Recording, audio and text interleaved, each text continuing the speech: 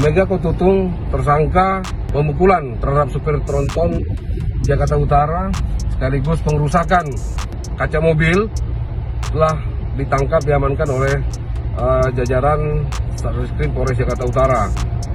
Sekarang kamu cerita, kenapa kamu berbuat demikian? Saya terpancing emosi. Emosinya kenapa? Karena pertama dia hampir celakai saya sama keluarga saya. Tapi nabrak nggak? Tidak. Nggak nabrak kan? Tidak. Terus apa yang kamu lakukan terhadap supir itu? Ya, Pak. Apa yang kamu lakukan terhadap supir tersebut? Saya lakukan pemukulan Dan apa?